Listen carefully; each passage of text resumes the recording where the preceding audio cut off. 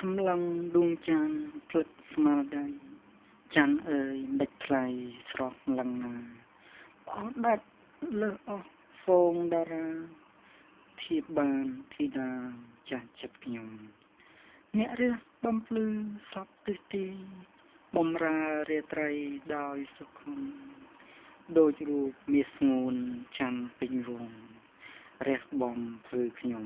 មួយជីវិតមិនថាកខ្វក់អាក្រក់ល្អ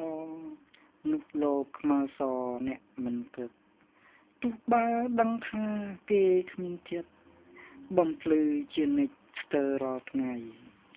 សម្រស់នារីសម្រស់ច័ន្ទដួងចិត្តសោភ័ណ្ឌបំពេញនៃចក្យាសម្បត្តិល្អសម្ដីឲ្យចិត្តភក្តី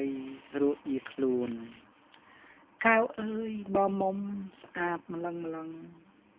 ភត្រាព្រលឹងស្រស់ស្រទន់អាចទេបេះដូងបងលាក់ពួនសម្រស់បងអនមិនស្មើស្រីញញឹមផ្ទាល់ខួចសម្ដៅបងញួរទ្រូងព្រឺខ្នងរំភើបក្រៃ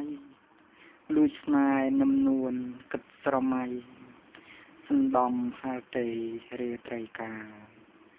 យើងបងមិនស្អាតសម្បរខ្មៅ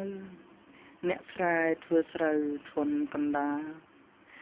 ស្ងួនកូនអុកញ៉ាការរដ្ឋបាលទេវតាដំណាលថាគូបងអូនដូចពេជ្រឆ្នៃចាំងរស្មីអស់លើសអស់ស្រីគ្មានវ័យឆ្កូងច្បាស់ទេបើគិតបងគូគ្រងបងគងចាស់ចិត្តកំឡោះអភ័ព្វមុខមាត់មិនល្អមិនដូចចិត្តស្មោះមួយជីវិតស៊ូប្រត់ស្លាប់បេះដូងកូនខ្មែរមិនឲ្យអាប់គិតសាប់បុរសទ្រង់5ហាតថ្លៃអើយសូមកុំតូចចិត្តឯងប្រាប់ស្ងួនជាក់ស្ដែងថែមមិនខត់បើមិនស្រឡាញ់សូមកុំស្បត់ថាស្នេហ៍ប្រកបលុះអវសាន